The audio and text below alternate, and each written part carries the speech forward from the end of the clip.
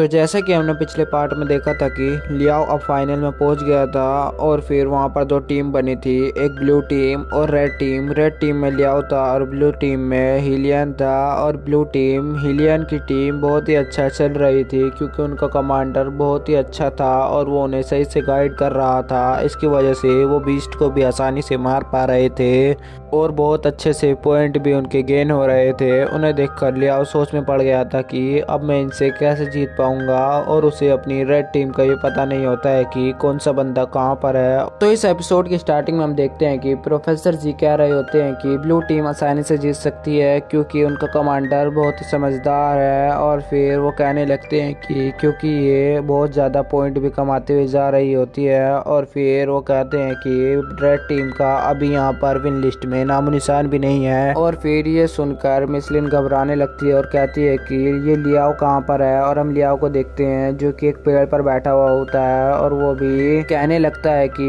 ये हमारी red team का पता ही नहीं है कि इसका कमांडर कहाँ है। और फिर वो ब्लू टीम की तारीफें करते हुए कहता है कि इसका कमांडर बहुत ही अच्छा है और इंटेलिजेंट है। और फिर उसकी गाइड कहने लगती है कि तुम घबराओ मत, और मैं बता दूं कि तुम बीस्ट को मारना चालू कर दो और इसकी वजह से तुम्हें 500 पॉइंट मिलेंगे और इसकी वजह से तुम अपनी रेड टीम को आगे ले जा सकते हो। और फिर तभी हम देखते हैं कि वहाँ 3 बंदे आ रहे होते हैं और लियाओ उसे चुप करवाता है और उन पर हमला कर देता है। और फिर उसे देखकर वो बंदे भी उस पर हमला करने की कोशिश करते हैं लेकिन वो वहीं पर पैरालाइज हो जाते हैं और लियाओ उन्हें आसानी से एलिमिनेट कर देता है। ये देखकर मिसलिन हैरान होती है और कहती है कि क्या ये पागल है, इन्होंने लियाओ पर हमला क्यों नहीं करा है। और प्रोफेसर जी हंसकर कहने लगते हैं कि तुमने देखा नहीं था क्या, उसने पहले उसमें एक क्वांटम डिवाइस लगाया था और उसकी मदद से ये अब भी उसके वेपन को कंट्रोल कर सकता है, जिसकी मदद से उसको चलाने वाला भी पैरालाइज हो जाता है। और फिर प्रोफेसर जी हंसकर वहाँ पर बैठ जाते हैं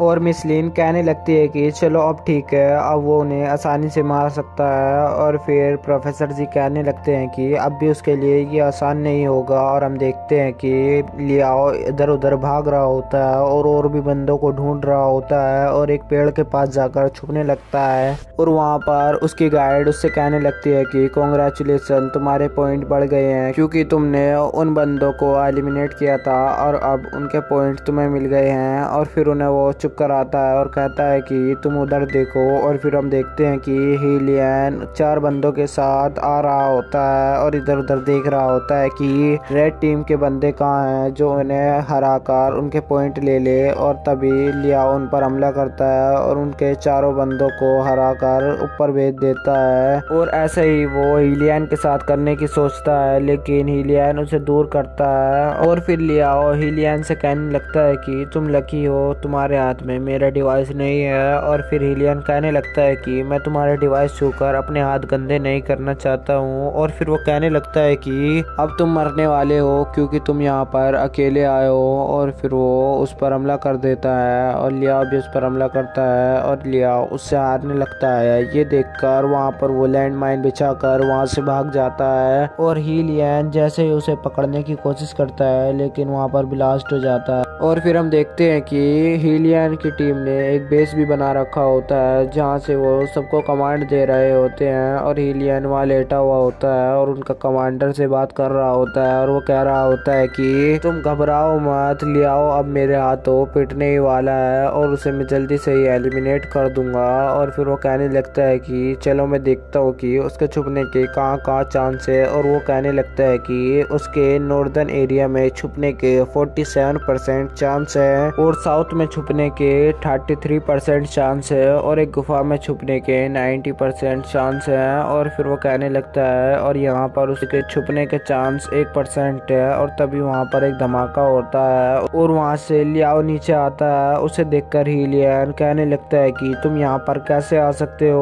और फिर वो तभी उनके कमांडर का सिर अलग कर देता है और तभी वो देखता है कि वो एक डमी था। और फिर सब बंदे उसे घेर लेते हैं और उसे मारने का प्लान बना रहे होते हैं। और लियाओ उनका प्लान समझ जाता है और कहने लगता है कि तुम मुझे घेरने के लिए ही ऐसा प्लान बनाया था और अब तुम मुझे आसानी से मार सकते हो लेकिन तुम मुझ पर ज़्यादा देर तक काबू नहीं कर पाओगे। और फिर वो इधर से बचने की कोशिश करता है लेकिन हीलियन उस पर हमला करता है लेकिन उस पर वो हमला नहीं लगता और उसके बैग को वो काट देता है, जिसकी वजह से उसका बैग वहीं गिर जाता है। और फिर उन दोनों में बहुत देर तक फाइट चल रही होती है और लियाओ उससे बहुत ही बुरी तरीके से पिट रहा होता है और आखिरी में वो दोनों एक दूसरे का वेपन बदल लेते हैं और फिर से फाइट करना चालू कर देते हैं। और फिर हिलियन अब भी उससे जीत ही रहा होता है और लियाओ पिट रहा होता है, लेकिन लियाओ एक पैतरे को आजमाता है, जिसकी वजह से वहाँ पर स्मोक होने लगता है और फिर वो वहाँ से भाग जाता है। और फिर उनका कमांडर हिलियन से कहने लगता है कि तुम ठीक तो हो ना।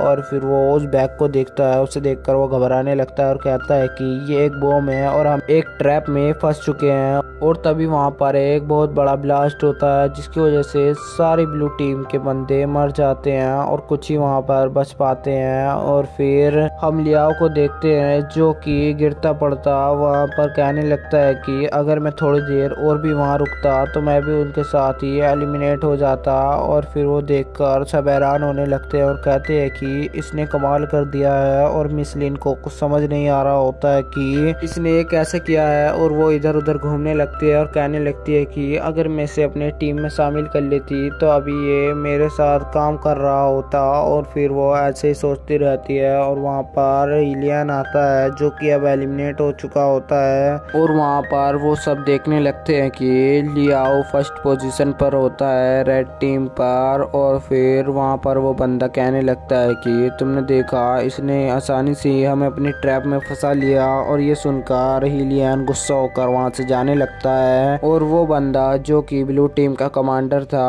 वो लियाओ को घूर कर देखने लगता है। और फिर सीन चेंज होता है और हम देखते हैं कि जेंग साओ उसी जगह पर आता है जहाँ से उसने पहले एक क्वांटम डिवाइस निकाला था और वहीं पर वो लियाओ से ठीक करा हुआ क्वांटम डिवाइस उसमें डालता है, जिसकी वजह से वो स्पेसशिप टाइप चीज़ खुलती है और उसमें से एक एनर्जी बाहर निकलती है। उसे देखकर जेंग साओ हंसने लगता है और इविल स्माइल देता है और वहीं पर यह एपिसोड ख़त्म हो जाता है।